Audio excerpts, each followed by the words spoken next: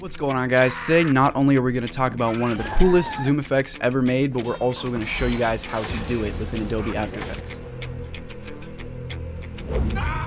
What's going on, guys? Welcome back to the channel. So let's talk about how they actually created this effect in camera, and then we're going to show you how to do it only within After Effects the easy way. So obviously huge productions with this. What they probably did to create this effect within camera is use a parafocal lens. If you want, you can check out this full curated list that I found online of a bunch of different parafocal lens, and if you're wondering what that is, it's literally just a zoom lens that keeps the same focus as you zoom. Now, another big step into creating this only in camera, you have this insane motion blur. To create that effect, you're going to need to lower your shutter speed. Higher shutter speeds give you more crisp, non-natural movement. Lower shutter speeds start to give you that natural motion blur, and if you bump it even more down and you have this kind of crazy movement, maybe using something like a dolly camera to have that smooth motion in, you can get this crazy motion blur look within camera. We're going to show you how to do this all easily within After Effects. It's a very simple process and it doesn't take that much time. So let's go ahead and set this up. Right click on that clip and click replace with After Effects composition. What we need to do first is create that camera zooming in motion. Right click down here in this blank gray space and go to new and then go to camera. And you guys can go ahead and keep it at a 50mm camera if you want to have more crazy zoomed in telephoto. Of course, you can experiment with this. It all really depends on your footage.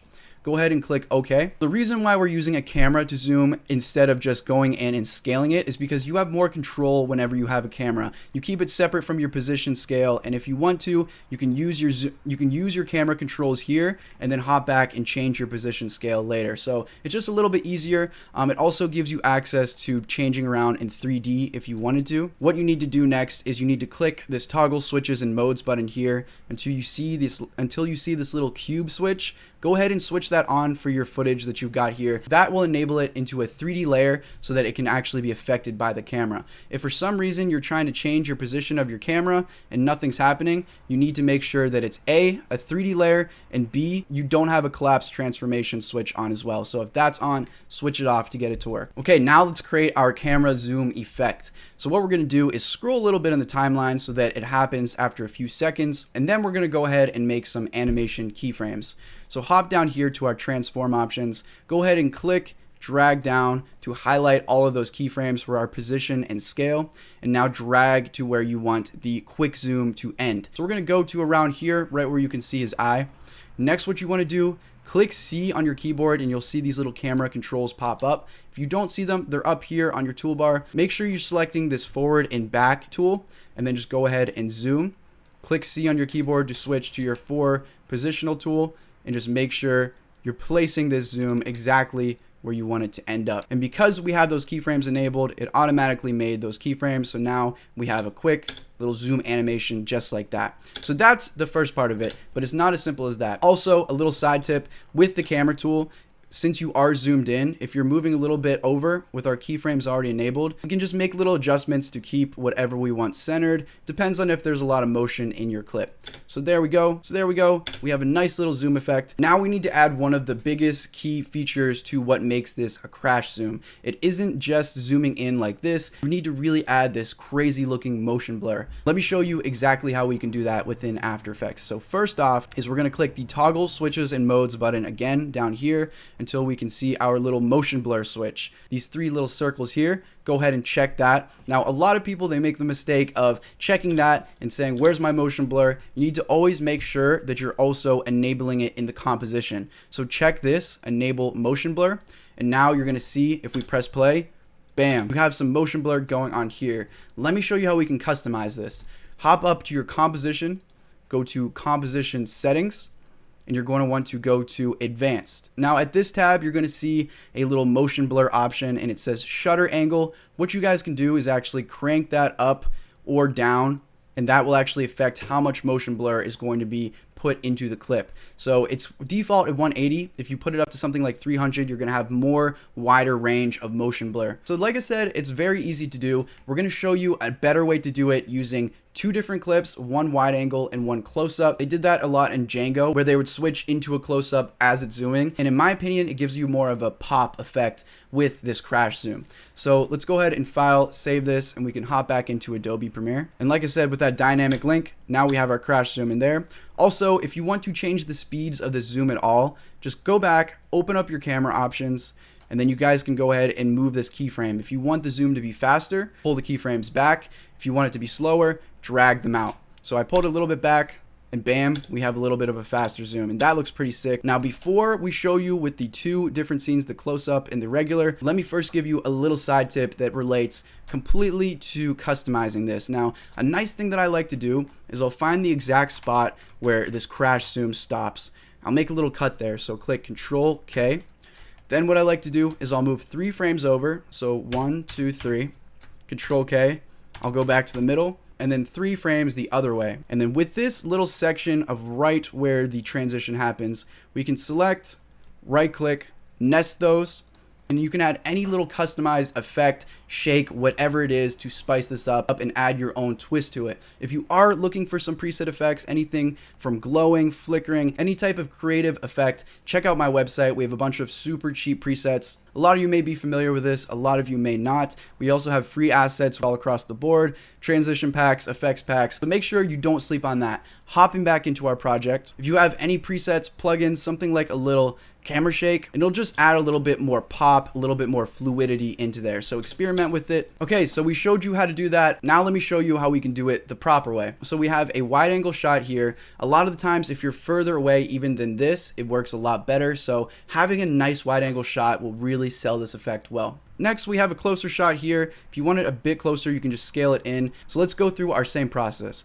I'm gonna hold down Alt, duplicate these clips, and then I'm gonna select them, right click on them, and replace with an After Effects composition. Okay, now we're in After Effects. The main difference here from what I showed you before is we have 2 separate clips. If we did this the original way that I showed you, where we create our camera and then we zoom it in, sometimes with a wide angle shot, if you zoom too far, you're gonna get really choppy footage. So not only is this way a great workaround, but like I said, you get that kind of pop effect with the outcome. So let's go through this step by step. Step number 1, right click here, go to New, go to Camera, click OK, and we're going to do this pretty much the same as how we did before, but with a few differences. So drag a tiny bit, go ahead and open up Transform for your camera options, keyframe everything, drag a bit, maybe like here. Then we're going to use our camera tools, so using C on your keyboard to toggle through those to zoom in. And if you're not zooming in, the reason why is because we need to click Toggle Switches and Modes, and we need to make this a 3D layer by turning on this switch. And now you'll see our zooms are working. So we'll zoom in to around here. Let's actually make this a bit faster. Like that, works pretty well. So we made it faster by just grabbing these keyframes, dragging it back. All right, now what we're gonna do is we're going to composite in our second shot. Let's even zoom in even further here because this is gonna cut away anyway. So position your cursor where you created our keyframes for when the zoom finishes. Once you do that, select your first clip and click Control-Shift-D to split that in 2 and make a cut. You can delete the second part of this clip. Now grab that second clip that we brought in from our composition, and you're gonna want to match these up. So what you can do is you can actually drag this like 1 frame forward, and then you can go into your transform options here, lower the opacity by a tiny bit, and you're gonna see through the actual frame. So now we can match these apples up. Let's grab this. We can actually even scroll through where it's a tiny bit closer. Click S on this bottom clip and scale that up, and then click V to switch back to our cursor and just try to match those up as best as possible. Perfect. Now what we can do, grab our original clip, straighten that out so that it ends where we originally wanted it to end, then go back to our clip options and make the opacity 100%. Let's play that out.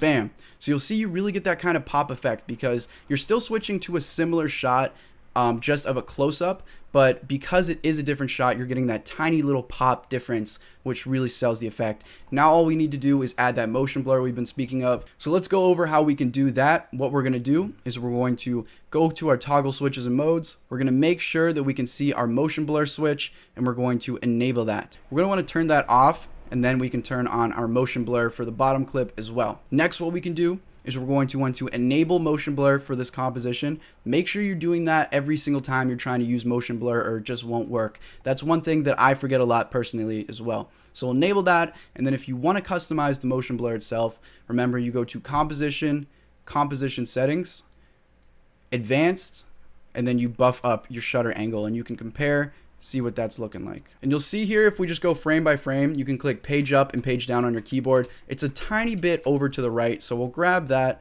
we'll just move it a bit to the left, and that matches up a lot better. I think this is a little bit too much motion blur, so we'll go back into our comp settings, and then I'll bump that down to, I think 360 is usually a good rule of thumb for where you should keep it. Just like that, guys, that is how you can create that crash zoom effect that you see in a lot of Tarantino movies. Go ahead and click File, Save, hop back into Adobe Premiere. Like I said, if you want to add your own individual twist, go ahead and add anything in this. Go ahead and add anything onto this.